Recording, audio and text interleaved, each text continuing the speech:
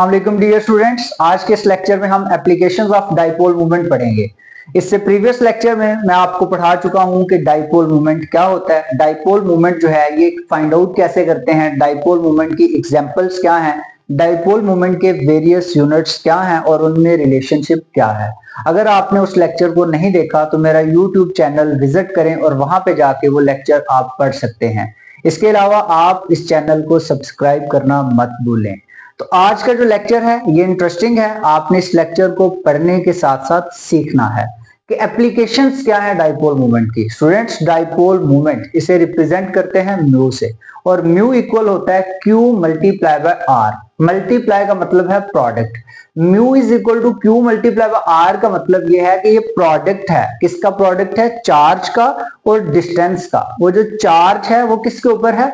Positive ion के ऊपर या नेगेटिव आइन के ऊपर, ठीक है। और जो डिस्टेंस है वो पॉजिटिव और नेगेटिव सेंटर के दरमियान डिस्टेंस है। तो Q मल्टीप्लाई बाय आर, अगर आपको Q की वैल्यू का पता हो, आपको R की वैल्यू का पता हो, तो आप डाइपोल मूवमेंट फाइंड कर सकते हैं। और अगर आपको डाइपोल मूवमेंट की वैल्यू का पता हो तो आप बहुत सी एप्लीकेशंस, यानी कि जिस तरह से किसी मॉलिक्यूल की पोलैरिटी चेक करनी हो आपने कि मॉलिक्यूल पोलर है या नॉन पोलर है, ठीक है। जिस तरह आप देखते हैं कि for example if there is a electronegativity difference between two bonded atom then the bond will be polar. If there is no electronegativity difference between two bonded atom then bond will be non polar. मतलब ये है कि अगर आपको dipole movement की value का पता है तो आप बता सकते हो कि बॉन्ड पोलर है या नॉन पोलर है। हम अपनी टेक्स्ट बुक के मुताबिक एप्लीकेशंस को स्टडी करते हैं। उसमें पहली जो एप्लीकेशन है वो ये है percentage ionic character of a bond. यानी कि आपने ये देखना है कि एक बॉन्ड है और गिवन जो भी बॉन्ड आपको गिवन है उस बॉन्ड में आयनिक करैक्टर कितना मौजूद है, ठीक है। फॉर एग्जांपल मैं यहाँ पे मिसाल लेता हूं HF की। H और F के बीच में एक सिंगल बॉन्ड है। स्टूडेंट्स देखें, हमारे पास क्राइटेरिया क्या होता था चेक करने का कि बॉन्ड कोवेलेंट होगा या आयनिक होगा या कोऑर्डिनेट कोवेलेंट होगा या मेटालिक होगा। हमने क्राइटेरिया बनाया हुआ था इलेक्ट्रोनेगेटिविटी डिफरेंस को। हम देखते थे कि अगर इलेक्ट्रोनेगेटिविटी डिफरेंस 1.7 से बढ़ जाता है तो बॉन्ड आयनिक होता है, और अगर 1.7 से वैल्यू कम होती है इलेक्ट्रोनेगेटिविटी डिफरेंस की तो बॉन्ड जो है ये कोवेलेंट होता है। तो HF की अगर बात करें तो बेजाहिर हमें ये एक आयनिक बॉन्ड लगता है H और F के बीच में, जो बॉन्ड है ये आयनिक लगता है। लेकिन आज हम एक एग्जांपल से देखेंगे कि इस बॉन्ड में आयनिक करैक्टर कितना मौजूद है और कोवेलेंट करैक्टर कितना मौजूद है। स्टूडेंट्स, इस चीज को समझने के लिए आप लोगों ने देखना है, अगर H की बात करूं तो इसकी इलेक्ट्रोनेगेटिविटी की वैल्यू 2.1 है। अगर फ्लोरीन की बात करूं तो फ्लोरीन की इलेक्ट्रोनेगेटिविटी की वैल्यू 4 है। अगर इन दोनों का मैं इलेक्ट्रोनेगेटिविटी डिफरेंस फाइंड करूं तो 4 माइनस 2.1, तो ये आपके पास वैल्यू आती है 1.9। स्टूडेंट, ये वाली जो वैल्यू है ये 1.7 से बढ़ जाती है। तो जब ये 1.7 से बढ़ जाती है that means the bond between H and F is आयनिक। तो क्या आप इस रूल को एप्लीकेबल कह सकते हैं? नहीं। आपने देखना ये है कि H और F के दरमियान जो बॉन्ड है ये कितने परसेंट आयनिक है। इस क्राइटेरिया के मुताबिक, इलेक्ट्रोनेगेटिविटी डिफरेंस के क्राइटेरिया के मुताबिक, तो इस बॉन्ड को आयनिक होना चाहिए। बट स्टूडेंट्स, डाइपोल मूवमेंट हमें कुछ और बताता है। डाइपोल मूवमेंट क्या बताएगा वो आज हमने सीखना है। देखिए, आपने आयनिक करैक्टर की परसेंटेज फाइंड आउट करने के लिए एक फॉर्मूला याद रखना है, और वो फॉर्मूला क्या है? Percentage ionic character of a bond is equal to mu observe divided by mu ionic multiply by 100। यानी कि आपको म्यू ऑब्जर्व और म्यू आयनिक की वैल्यू का पता होना चाहिए और उसको मल्टीप्लाई करेंगे 100 से तो आपके पास आयनिक करैक्टर की परसेंटेज आ जाएगी, ठीक है। अब देखिए स्टूडेंट, म्यू ऑब्जर्व क्या है? म्यू ऑब्जर्व ये भी डाइपोल मूवमेंट है, म्यू आयनिक इसमें म्यू ये भी डाइपोल मूवमेंट है। बट ये डाइपोल मूवमेंट जो होगा ये एक्सपेरिमेंटली डिटरमाइंड होगा, और ये जो आपके पास होगा ये आपको खुद से हाइपोथेटिकली जो है या थ्योरेटिकली आपको कैलकुलेट करना पड़ेगा। तो स्टूडेंट, अगर आपके पास एक्सपेरिमेंटली डिटरमाइंड वैल्यू यानी कि म्यू ऑब्जर्व और हाइपोथेटिकली या आप थ्योरेटिकली डिटरमाइंड वैल्यू आपके पास है डाइपोल मूवमेंट की, उसको आप मल्टीप्लाई करेंगे 100 से तो आपके पास आयनिक करैक्टर आ जाएगा। देखिए, हम एक एग्जांपल की मदद से इसे समझते हैं इस कॉन्सेप्ट को। Observe dipole movement of HF is 1.90 divide, यानी कि जो ऑब्जर्व डाइपोल मूवमेंट है, ऑब्जर्व डाइपोल मूवमेंट यानी कि आपको म्यू ऑब्जर्व जो है ये गिवन है और ये म्यू ऑब्जर्व की वैल्यू गिवन है 1.90 डिवाइड। ठीक है, आपने फाइंड क्या करना है, find the percentage ionic character in HF bond. HF bond में आपने आयनिक करैक्टर की परसेंटेज को फाइंड करना है। तो H और F के बीच में जो बॉन्ड है इसकी आयनिक करैक्टर की परसेंटेज को फाइंड करने के लिए हमें तो दो डाइपोल मोमेंट्स की वैल्यू चाहिए, एक म्यू ऑब्जर्व की चाहिए, दूसरी म्यू आयनिक की चाहिए।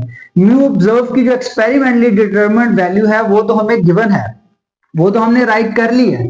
हमें जो फाइंड करनी है वो म्यू आयनिक की वैल्यू फाइंड करनी है। तो स्टूडेंट्स म्यू आयनिक की वैल्यू फाइंड करने के लिए आपके पास Q की वैल्यू भी होनी चाहिए और R की वैल्यू भी होनी चाहिए। Q क्या है, चार्ज, और R क्या है, डिस्टेंस। ठीक है, तो देखें distance between the charges is 0.917 multiply 10 raise to power -10 metre, यानी कि R की वैल्यू आपको गिवन है और R की वैल्यू गिवन है 0.917 multiply 10 raise to power -10 metre. ठीक है, आपको R की वैल्यू गिवन है। अब Q की वैल्यू का अगर आपको पता हो तो आप Q मल्टीप्लाई बाय R करके म्यू आयनिक की वैल्यू को फाइंड आउट कर सकते हो। और जब आपके पास म्यू आयनिक की वैल्यू आ जाएगी तो आप म्यू ऑब्जर्व की वैल्यू को डिवाइड करवा देंगे म्यू आयनिक की वैल्यू पे, मल्टीप्लाई करेंगे 100 से, तो आपके पास परसेंटेज आयनिक करैक्टर आ जाएगा। देखिए आपके पास R है, डिस्टेंस है, आपके पास देखें मैं लास्ट टाइम आपको बता चुका हूं कि हमारे पास जो पॉजिटिव चार्ज है, यूनिट पॉजिटिव चार्ज है, यूनिट नेगेटिव चार्ज है, उसकी वैल्यू आपने याद रखनी है और वो वैल्यू है 1.6022 multiply 10 raise to power -19 coulomb. ठीक है, Q की वैल्यू ये आ गई, ये आपके पास Q की वैल्यू है, ये आपके पास R की वैल्यू है। तो जब आपके पास Q की वैल्यू है, R की वैल्यू है, तो इन दोनों वैल्यूज को मल्टीप्लाई करें, आपके पास म्यू आयनिक आ जाएगा। स्टूडेंट्स देखिए mu ionic is equal to Q multiply by R। Q की वैल्यू क्या है, Q की वैल्यू हमारे पास है जी 1.6022 multiply 10 raise to power -19 coulomb. ठीक है, और R की वैल्यू हमारे पास है 0.917 multiply 10 raise to power -10 metre. अब हम क्या करेंगे, 1.6022 को मल्टीप्लाई कर देंगे 0.917 से। ठीक है, जब इन दोनों को मल्टीप्लाई किया तो आंसर आया जी 1.469। उसी तरह 10 रेज़ टू पावर -19 और 10 रेज़ टू पावर -10 इन दोनों पावर्स को सॉर्ट आउट किया या सॉल्व किया तो हमारे पास -29 आंसर आ गया। -19 -10 -29, और ये दोनों यूनिट्स को मिला के लिखा तो ये मीटर कूलम बन गया। देखिए स्टूडेंट्स आपके पास म्यू आयनिक की वैल्यू मीटर कूलम में आ चुकी है, लेकिन मैं आपको इससे प्रीवियस लेक्चर में पढ़ा चुका हूं कि कूलम मीटर जो है ये एक ऐसा यूनिट है, आपके पास कॉमन यूनिट भी है डाइपोल मोमेंट का, और वो जो कॉमन यूनिट है वो डिबाई है, और एक डिबाई जो है ये 3.336 multiply 10 raise to power -13 metre coulomb के इक्वल है। आप क्या चाह रहे हैं, आप ये चाह रहे हैं कि हमारे पास चूंकि हमें म्यू ऑब्जर्व गिवन है डिबाई में, तो हम म्यू आयनिक जो मीटर कूलम में आया है इसे भी डिबाई में चेंज कर लें। तो जब इसको हम डिबाई में चेंज करेंगे तो हम क्या करेंगे, जो आपके पास म्यू आयनिक की वैल्यू आई है इसको 3.336 multiply 10 raise to power -30 metre coulomb पे डिवाइड करवा देंगे। जब ऐसा करेंगे तो ये दोनों यूनिट्स एक दूसरे के साथ कैंसल आउट हो जाएंगे। स्टूडेंट्स इन वैल्यूज को जब सॉल्व करेंगे तो आपके पास आंसर आ जाएगा 4.4 डिबाई। आपके पास म्यू आयनिक की वैल्यू जो है ये डिबाई यूनिट में आ चुकी है। अब देखिए जरा, आपके पास म्यू ऑब्जर्व की वैल्यू ऑलरेडी थी 1.90 डिबाई, म्यू आयनिक की वैल्यू 4.4 डिबाई आ गई, और आप फाइंड क्या करना चाह रहे हो, percentage ionic character. Percentage ionic character का फॉर्मूला आपके पास है mu observe divided by mu ionic multiply by 100। Mu observe की वैल्यू है 1.90 डिबाई, म्यू आयनिक की वैल्यू आपके पास आई है 4.4 debye multiply by 100। Debye debye से कैंसिल हो गया और आपके पास 1.90 को 100 से मल्टीप्लाई कर लें और 4.4 पे जो है ये डिवाइड करें तो आंसर विल बी 43.2%। मींस के पॉइंट के बाद 2 है तो आप ये कह सकते हैं कि आपके पास यहाँ पे जो परसेंटेज आयनिक करैक्टर आया है वो 43.2% या 43% है राउंड ऑफ करने के बाद। तो इसका मतलब ये हुआ कि H और F के बीच में ये जो बॉन्ड है ये 43% आयनिक है। कितने परसेंट आयनिक है, 43%। तो अगर मैं 100 - 43 करूं तो आपके पास जो आंसर आता है ये 57 आता है। तो 57% जो H और F के बीच में बॉन्ड है स्टूडेंट्स वो कोवेलेंट है। Only 43% it is ionic but 57% it is covalent. तो आप जो है इस बॉन्ड को फिर क्या मानेंगे, क्या तस्वर करेंगे कि ये बॉन्ड आयनिक है या कोवेलेंट है? ये बॉन्ड कोवेलेंट है, प्रीडोमिनेंटली कोवेलेंट है। क्यों कोवेलेंट है? क्योंकि इसकी परसेंटेज ज्यादा है, तो जिसकी परसेंटेज ज्यादा आएगी उसको हम उसी लिहाज से प्रेफर करेंगे। तो स्टूडेंट्स देखें, हमें तो यूं लगता था कि H और F के दरमियान जो बॉन्ड है वो मुकम्मल आयनिक होना चाहिए इलेक्ट्रोनेगेटिविटी डिफरेंस की बेस पे, बट जब हमने डाइपोल मूवमेंट की वैल्यू की मदद से सॉल्व आउट किया इस प्रॉब्लम को, तो हमें पता चला कि H और F के दरमियान जो बॉन्ड है it is only 43% ionic but it is 57% covalent. तो आप H और F के दरमियान बॉन्ड को कोवेलेंट मानोगे। तो इसका मतलब है डाइपोल मूवमेंट ने हमारी हेल्प की क्या समझने में, एक कंफ्यूजन को दूर करने में हेल्प की। हम कंफ्यूज थे ना, क्या क्या कंफ्यूज थे? H और F के दरमियान जो बॉन्ड होता है ये आयनिक होता है, ठीक है, लेकिन स्टूडेंट्स याद रखें H और F के दरमियान जो बॉन्ड होता है ये कोवेलेंट होता है, नॉट आयनिक। चले जी, अब हम दूसरी एप्लीकेशन की तरफ बढ़ते हैं। दूसरी एप्लीकेशन है बॉन्ड एंगल और ज्योमेट्री ऑफ द मॉलिक्यूल। अगर आपको डाइपोल मोमेंट की वैल्यू का पता है, आप बॉन्ड एंगल भी फाइंड कर सकते हो और आप किसी भी मॉलिक्यूल की ज्योमेट्री भी फाइंड कर सकते हो। ज्योमेट्री का मतलब आप शेप फाइंड कर सकते हो कि इसकी अरेंजमेंट क्या है, उसे आप फाइंड आउट कर सकते हो। मैं आपको सबसे पहले एक मॉलिक्यूल की बात करता हूं। ये कॉमन सा मॉलिक्यूल और इस मॉलिक्यूल का नाम है वाटर। स्टूडेंट्स देखें, वाटर का जो फॉर्मूला है ये आपके पास है H2, ठीक है। अब अगर आपको वाटर का डाइपोल मोमेंट बता दिया जाए, जिस तरह से हमें बताया गया है कि वाटर मॉलिक्यूल का जो डाइपोल मोमेंट है ये है 1.85 डी बाय, तो ये 1.85 डी बाय किस चीज का सबूत है? ये क्या इंडिकेट कर रहा है? ये वैल्यू इंडिकेट कर रही है कि वाटर का स्ट्रक्चर लीनियर नहीं हो सकता। वाटर का जो स्ट्रक्चर है ये बेंट हो सकता है या एंगुलर हो सकता है, ठीक है। और एक और चीज कि इसके दरमियान बॉन्ड एंगल 104.5 डिग्री का होगा। स्टूडेंट्स एक बात याद रखें, ये आपके पास और H के बीच में जो बॉन्ड है और इधर भी और H के बीच में जो बॉन्ड है, इस मूवमेंट को बॉन्ड मूवमेंट कहते हैं, इस मूवमेंट को भी बॉन्ड मूवमेंट कहते हैं। तो चूंकि इन बॉन्ड मूवमेंट की जो डायरेक्शन है ये सेम है, दोनों जो है ये मूव कर रहे हैं इलेक्ट्रोपॉजिटिव एंड से इलेक्ट्रोनेगेटिव एंड की तरफ, इधर से भी इलेक्ट्रोपॉजिटिव से इलेक्ट्रोनेगेटिव एंड की तरफ ये मूव कर रहे हैं। तो देखें यहां पे इनकी एडिशन होगी, वेक्टर एडिशन होगी। तो जब इन बॉन्ड मूवमेंट की एडिशन होगी तो उस एडिशन के रिजल्ट में जो नेट डाइपोल मूवमेंट है वो 1.85 डी बाय आ गया। अगर मैं इसकी एक मिसाल देता हूं आपको, देखें आपके पास O और इसके साथ लगा दें यहां पे H, O और H, ऐसा इसका स्ट्रक्चर पॉसिबल नहीं है। क्यों पॉसिबल नहीं है? क्योंकि देखें ये दोनों bond movement being equal but opposite in direction एक दूसरे के इफेक्ट को कैंसिल करेंगे और net dipole movement will be 0। तो इसका मतलब ये हुआ कि आपको डाइपोल मूवमेंट की वैल्यू से अंदाजा हो गया कि वाटर का स्ट्रक्चर लीनियर नहीं हो सकता, वाटर का स्ट्रक्चर या तो बेंट होगा या तो एंगुलर होगा। स्टूडेंट उसी तरह सीखें H2S और SO2 की बात करते हैं। देखिए H2S की बात कर लो, H 2 है, S 1 है। Sulfur is more electronegative, it will get partial negative charge. Hydrogen is less electronegative, it will get partial positive charge. It will also get partial positive charge. And bond movement का जो arrow sign है with cross tail ये जाता है from electropositive end to electronegative end। तो देखिए positive से negative की तरफ, पॉजिटिव से नेगेटिव की तरफ। तो इन दोनों बॉन्ड मूवमेंट का जब रिजल्टेंट क्या होगा? Addition, addition of bond movement. और एडिशन के नतीजे में हमें ये पता चलता है कि H2S का बॉन्ड मूवमेंट क्या है, सॉरी डाइपोल मूवमेंट क्या है? 0.95 डी बाय। इसी तरह सल्फर डाइऑक्साइड की बात कर लें तो सल्फर और 2 ऑक्सीजन के दरमियान जो बॉन्ड है ये आपने देखना है कि sulphur is less electronegative, oxygen is more electronegative. ये बॉन्ड मूवमेंट है, ये बॉन्ड मूवमेंट है। तो ये चूंकि इन दोनों की डायरेक्शन सेम है, तो दोनों की डायरेक्शन सेम है, डाउनवर्ड है, इस वजह से ये दोनों बॉन्ड मूवमेंट यहां पे भी ऐड होंगे। तो जब ऐड होंगे तो रिजल्टेंट जो नेट डाइपोल मूवमेंट है वो 1.61 डी बाय है। तो ये जो वैल्यूज हैं आपके पास, ये वैल्यूज आपको मॉलिक्यूल की ज्योमेट्री भी बताती हैं और मॉलिक्यूल का स्ट्रक्चर भी बताती हैं और इनके बॉन्ड एंगल भी बताती हैं। अब स्टूडेंट्स देखें, ये एग्जाम में बहुत दफा आपको क्वेश्चन पूछा जा चुका है कि carbon monoxide has dipole movement but carbon dioxide does not have any.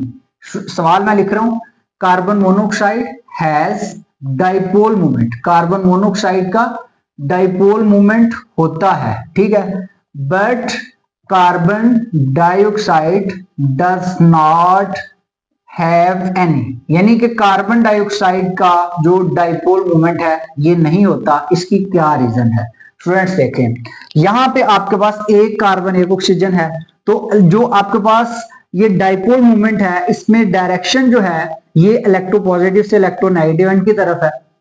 यहाँ पे कैंसलेशन नहीं है, यहाँ पे बॉन्ड मूवमेंट की कैंसलेशन नहीं है, क्योंकि बॉन्ड मूवमेंट है ये, तो वो जो बॉन्ड मूवमेंट हम ऑब्जर्व करते हैं वो 0.12 डिवाई है। लेकिन कार्बन डाइऑक्साइड के केस में देखें कि ये दो आपके पास बॉन्ड मूवमेंट है, एक की डायरेक्शन इस साइड को है, दूसरे की डायरेक्शन अपोजिट साइड को है। दोनों इक्वल है बट अपोजिट इन डायरेक्शन है। तो जब इक्वल है बट अपोजिट इन डायरेक्शन है तो ये एक दूसरे के इफेक्ट को कैंसिल कर देते हैं।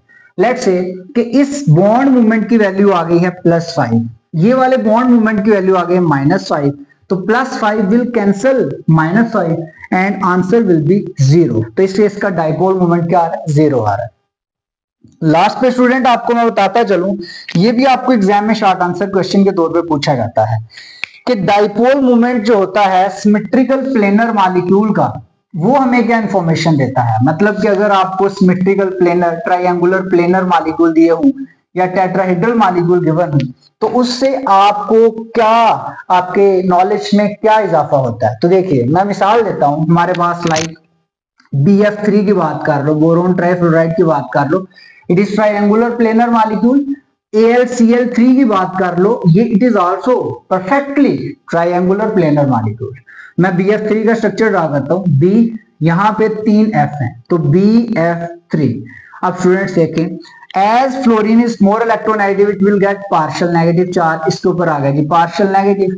Boron will get partial positive charge, and जो बॉन्ड मूवमेंट है इसकी डायरेक्शन क्या होगी? पॉजिटिव एंड से नेगेटिव एंड की तरफ। तो ये देखेंगे पॉजिटिव से नेगेटिव की तरफ, पॉजिटिव से नेगेटिव की तरफ, पॉजिटिव से नेगेटिव की तरफ। अब बताएं आप खुद कि क्या इन बॉन्ड मूवमेंट की डायरेक्शन सेम है? नहीं, इसकी अपवर्ड है, इन दोनों की डाउनवर्ड है। ठीक है, एक दूसरे के अपोजिट है। तो जब इन बॉन्ड मूवमेंट को आप कहेंगे कि ये अपोजिट हैं, तो ये एक दूसरे के इफेक्ट को क्या करते हैं? कैंसिल करते हैं। तो जब एक दूसरे के इफेक्ट को कैंसिल करते हैं तो net dipole moment will be 0। इसी तरह अगर मैं आपको कहूं कि हमारे पास परफेक्टली टेट्राहेड्रल मॉलिक्यूल है, परफेक्टली टेट्राहेड्रल मॉलिक्यूल लाइक आप कह लें कि हमारे पास CH4 है, हमारे पास SiH4 है, हमारे पास CCl4 है, तो स्टूडेंट्स इनका डाइपोल मोमेंट जो होगा ये भी क्या होगा? 0 होगा। तो ये क्यों 0 होगा? It is also due to cancellation, और वो कैंसलेशन जो होगी ये किसकी होगी? Cancellation of bond movements. ठीक है, बॉन्ड मूवमेंट्स एक दूसरे के इफेक्ट को इक्वल और अपोजिट होने की वजह से कैंसिल कर देते हैं। So net dipole moment will be 0 here.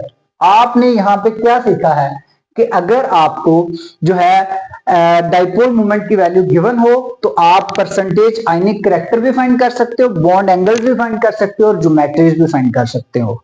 एक दो पॉइंट मैं आपको बताता चलूं आपके नॉलेज के लिए कि पोलैरिटी के बारे में भी आपको जो इंफॉर्मेशन देता है वो डाइपोल मोमेंट की वैल्यू से ही मिलती है कि कोई मॉलिक्यूल कितना पोलर है, कितना नॉन पोलर है। ठीक है, इसके अलावा अगर आपने आइसोमर्स देखनी हो, फॉर एग्जांपल आपके पास सिस है, ट्रांस है, तो अगर आपको डाइपोल मोमेंट की वैल्यू गिवन हो तो आप ये भी अंदाजा लगा सकते हो कि ये मॉलिक्यूल सिस होगा या ट्रांस होगा। अपना ख्याल रखिएगा। अल्लाह हाफिज।